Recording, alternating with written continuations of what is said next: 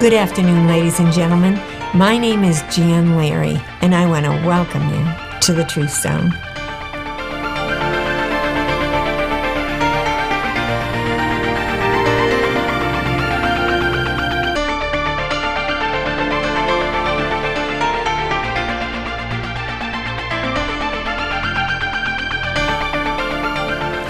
Today we have sort of a repeat from last week's program. We did a program on the boot camp that's sponsored by our church as well as the Christian Faith Ministries, which is what our actual church is derived from. Well, we have Marlise Lyon here with us today, and she's 19 years old. She's been to the boot camp quite a few times and really has the experience to actually tell us over the years how, it really touched her. So Marlise, I just wanted you to tell us all, how old were you when you went to your first boot camp? And if you can remember back that far, how did that affect you? So when I was 8, we actually started doing youth camps here on Cape Cod, and I went to the youth camps ages 8 through 12. And then at age 13, I went to the boot camps, and so I've been to a total of 6 of the big boot camps they do in North Carolina. Thinking back to my first boot camp is a big difference between where I'm at now. I was very dorky and very unsure of myself going into the whole thing. But it's interesting to see the change of what's gone on through my life between then and now. Because I feel like the first boot camp you go to, you're just figuring out, where you're at and finding out your little niche in the whole thing. And then the following years, you slowly start to get things out of it and, are able to take different pieces more than, previous years and apply them to your life in a different way. That's really neat. Actually, starting at 8 years old, that must have been a real shock in a lot of ways, I would say. But, you had friends that were going there too. There was people from our church, people from other fellowships. Is it possible that you really, at that young age, only 8 years old, really felt God moving you in a different way? At age 8, you definitely are still learning, the process of a relationship with God more than, being just, coming to church with your family. And definitely with the preaching at those youth camps, it was definitely geared towards our age group and towards where we are in, still being a young child and learning about God. And yes, I believe you're touched in a different way at that kind of age because you have yet to build up walls and have yet to experience life a little more. So you get a lot out of the preaching just because they don't have to break through so much and so many walls that, teenagers put up around their heart to protect themselves. So yeah, at the youth camps, you definitely got a lot out of the preaching and you could feel God. You could definitely feel His presence at such a young age. That's incredible what you just said, Marlise, about putting up walls. You're young, and so you don't know enough to put up walls. It's only when you get older that, you try to protect yourself in different ways or whatever, hide from the truth. That's really precious, actually. How did you find that, even at a young age, it impacted you? Did you find that when you were going to school you felt stronger, or did you feel like, real heavy peer pressure? How did it affect you after, say, the boot camp and then going back to school? I feel like after the youth camps, you went back to school with more of a zeal. There's a certain boldness a young child has, especially at such a young age. You're able to go into school and proclaim you are a Christian and say, yes, this is God and this is truth and this is how to make heaven your home. As you get older, though, it is more difficult going back because there's one of you and a multitude of young people, and as a younger teenager, the peer pressure is that much harder. When you say, oh, I've haven't done this and haven't done that, people look at you like you're strange. And so a lot of the times challenges is, okay, I've got to still stand for righteousness. And so at a younger age, it's easy to go back into school and say, oh yeah, I'm going to stand for God and I'm going to apply what I've learned here. But as you get older, it definitely is a lot more of a challenge. You have to keep at it and keep praying and reading your Bible and contending because it's that much more of a challenge. What were some of the things, Marlies, that you felt really carried you through in your life that you learned at these boot camps, and that you would say, I'm so glad I went to the boot camp because I learned such and such, and it really was a blessing? I mean, as in the older boot camps, you kind of get a grasp of who God is, and you kind of get a grasp of having a relationship with him for yourself. Because as a church kid growing up in church, you think, my parents are saved, and I know all this stuff about God, and I know how to pray, so I'm good. But I feel like my third year of boot camp, so I was probably 15, 16, and I remember sitting in a service. And the services are a lot different than a normal church service, because you're surrounded by 150 other teenagers your age who are all either A, figuring out their relationship with God, or B, going for God gung-ho. And there's a whole different dynamic in it, and especially prayers before service. We would have about a half hour where we just talk to God and have a moment alone with God and all the craziness of the week. And I remember sitting in this service, and I had gone to this boot camp, and I said, God, I'm at the point in my life where I need to decide if I'm going to go for you or if I'm going to be stupid. And I'm sitting there, I was like, I need to have the realization of who you are and what you can do for me. And I literally started praying, and then all of a sudden I just felt the Spirit of God start falling. And I literally reached the point where I couldn't speak. And without even realizing it, I had tears streaming down my face. And God saying, this is what I am. This is who I am. I've forgiven you for everything, and I'll continue to forgive you for everything, and I'm here for you. And this is who I am. This moment right now, the peace you're feeling, just the presence of me. And I remember just sitting there, and for the rest of the week, my view and my outlook on the whole entire camp changed. I was able to take the sermons and apply them to my life more. And it was just, every church kid has to have that realization of who God is. And I feel like at those camps, a lot of us do finally get that realization, because it is hard as a church kid growing up in church. It's why a lot of us struggle more so, because we're not, we're trying to figure it out. And so having that final realization of who God is and what he can do for you, it hits home. And a lot of the times, most of us actually get that experience at boot camp, which is incredible. So Marlies, tell us, there's a lot of people out there, they don't really understand what an entire week of boot camp is all about. Why don't you share that with us? So basically what we do is we all load up in a van, drive down to North Carolina. And again, there's teens from all over the East Coast going to these. And long story short, basically a single day is very structured. You have a set schedule that everyone follows. There's certain, activities everybody partakes in. So the first day you arrive, and it's very physical. You're thrashed. You're made to do lots of push-ups and sit-ups and thrown into a mud pit, basically. That's dirty, gross water. And basically in those first hour and a half, they're trying to break down those walls that, teenagers do build up around themselves. And it's trying to make everybody be equal. And there's no one who's better. There's no one who's, doesn't matter. Everybody is equal at those points. We're all covered in mud. We're all dying. And so basically every day you have morning PT in the morning, which you're waking up at 5:45, 6 a.m., very early.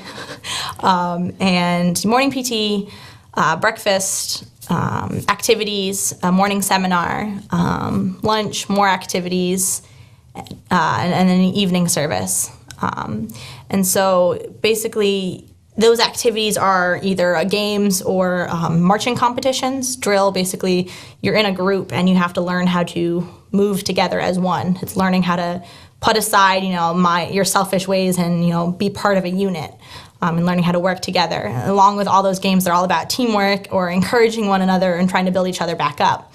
So that's basically how the whole week plays out. The first 3 days are, you're playing within your platoon, you're playing within your group at the activities, and then Friday is competition day. So we go we do a drill competition to see who can, move together as one the best. We do all the game competitions. So like for dodgeball, for instance, we'll play against each other and see who wins. And it's a lot of fun, but all throughout it, the drill instructors are basically pulling aside people and talking to them about personal issues, talking to them about what's going on in their life, where they are in their Christianity. And then there's the seminars, of course, which are awesome. They have different pastors from our fellowship come and preach for us, and they're always geared towards who we are and what we're going through as a teenager, which for us is awesome because, yes, we sit in church and we hear, the preaching, but this is something that's geared towards us. This is something that, it focuses on the struggles of being a teenager and how to deal with them, which is always really, really amazing. Oh, that was really good, Marlies. Whoa, that's quite the workout for a week. So tell us now, shortly after your last, not this past boot camp, but your last one, I think it was you were 15 years old. Tell us exactly what happened with your experience, as being a Christian and a young Christian woman. I was actually 17, so I was kind of on that cusp of being, a younger teen into the adulthood stage of your teenage years. And I went to boot camp. I was actually transitioning into my first semester of college, which I was doing a year earlier than most people do. And I went to boot camp, and yes, I had an experience with God, but I didn't really take what was preached and what was taught to me and apply it to my life. I actually reached a point where I said, I have to decide. I have to decide if I'm going to keep going as a Christian or if I want to do my own thing. And I reached the point where saying, I no longer, I can't do this. I can't, keep serving God and in my heart knowing that I'm not saved, knowing that I'm not a Christian, knowing that in my heart, I don't want the things of God. It didn't feel right anymore. And I had to make a choice, and it was a very, very hard choice. And I hid it for a while. I hid the fact that I was no longer a Christian. And I was very good at it. Being a church kid, you get to the point where you're good at playing the Christian act. You know the motions, you know the moves. But it really comes down to having to decide for yourself what you want. And so I said, no, I'm going to do my own thing. And I actually ended up backsliding and turning away from the things of God. What were you doing during the time that you weren't serving God, and how did he actually get, a hold of your heart again so that you wanted to come back? I was living in Boston on my own for a little while. Basically, I was doing everything a church kid thinks, is worldly, thinks is okay. I was partying, I was seeing guys, I was doing everything that, we're taught is worldly and will bring you to destruction ultimately. And as a church kid, you think, oh, I'm invincible, and you hear these stories of people before you that haven't made it, or people who, backslid and came back, and you always think, oh, but I'll be different.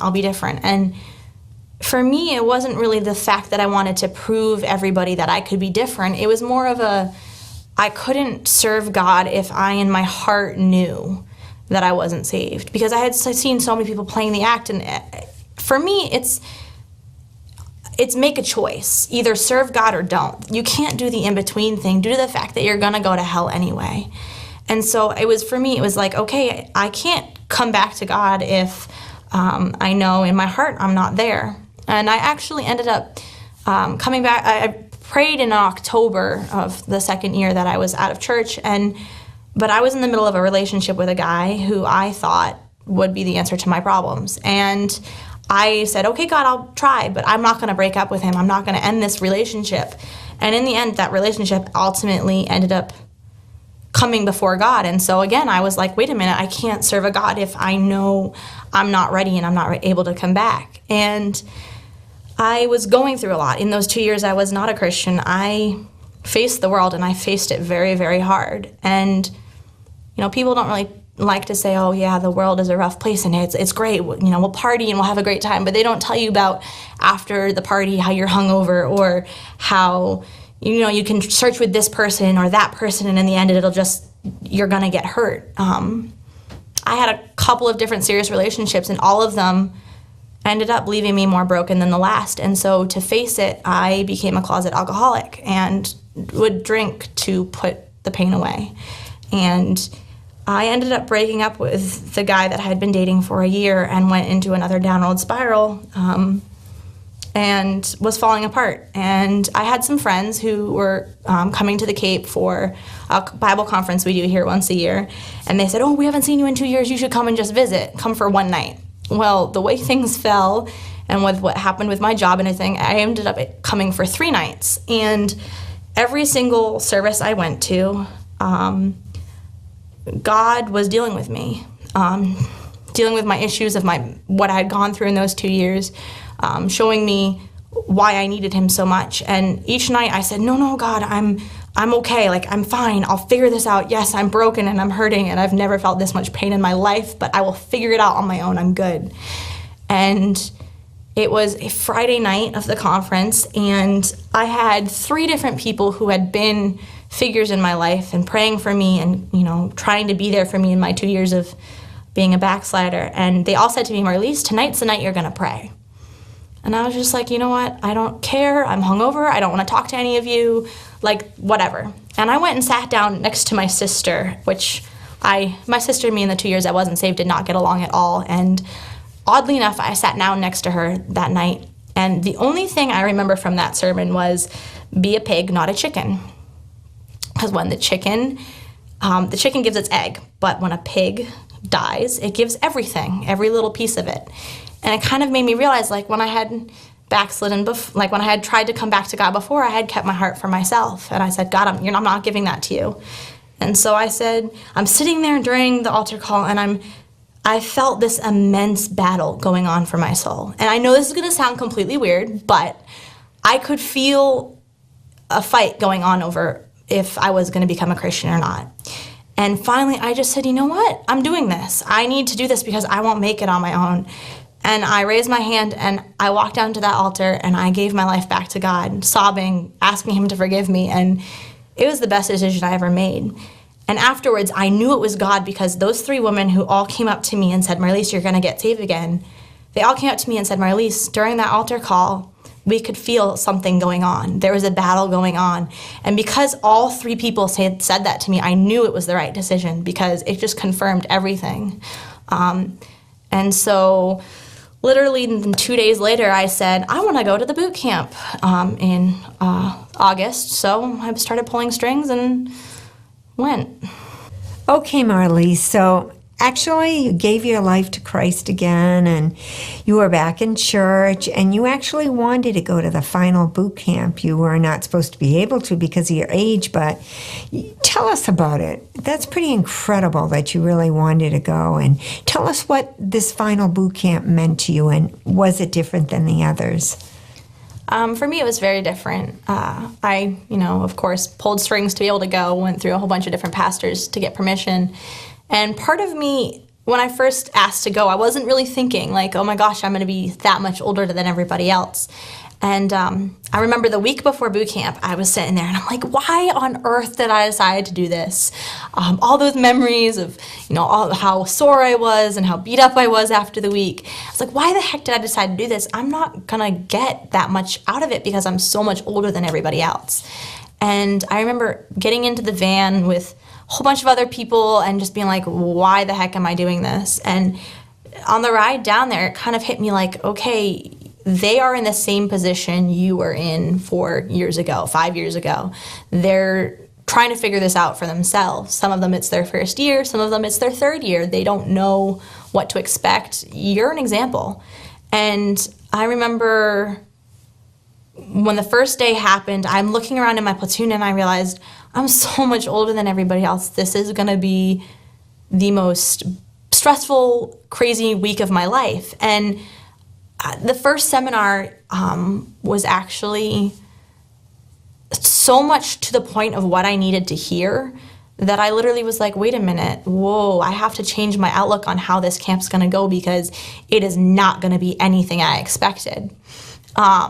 And I became kind of a mama bear to all the girls in my platoon because the next oldest girl was 18, but she was a baby Christian. So then you had to think, okay, next oldest person is only 14. So I'm kind of and an example and kind of have to look out for them. And without even thinking, I began serving them and, helping them out and making sure they were all okay and, pouring water for everybody during water breaks, and like without even thinking, until one activity we're standing there and we all had our shoes off, and I go over to the DI, female DI, and say, "Ma'am, may we put all our shoes back on?"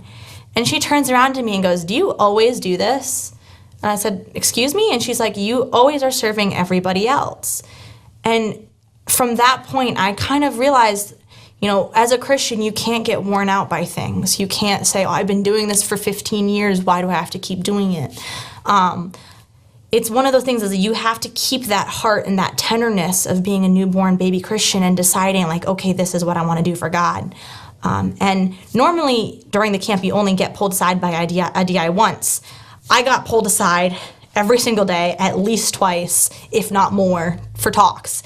And it was encouragement and guidance and everything I needed to hear, which is so incredible because I took it all to heart. I was begging God, saying, "God, okay, you've already shown me that this is going to be different than any other camp I've been to. Make the difference. Do the difference in me. Like, I'm open to it." And I actually, by the second day, which usually by the second day, all the leadership positions are in place. Everybody knows what they're doing.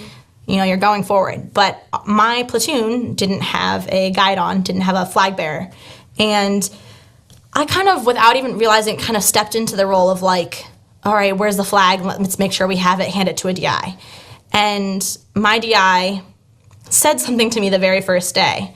We're all in formation, and when you're in formation, you're not supposed to move. You're not supposed to twitch. You're not supposed to brush hairs out of your face. It's all about disciplining your body and your mind. And I'm standing there, and I'm at attention, and I reach up and just wiped my face, and my DI comes storming through the platoon.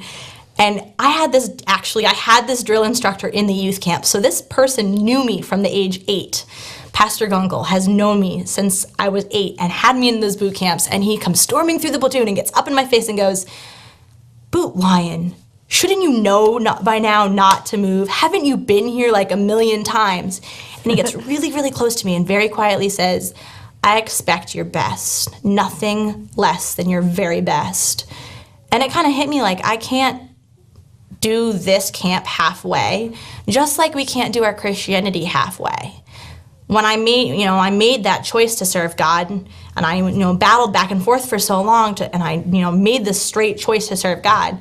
It's kind of the same way with this camp. You had to make the choice to go 100% one way or another. Marlies, I really want to thank you for your testimony. I can see that honestly helping so many people. And folks, I really want to thank you for tuning in to The Truth Zone. God bless.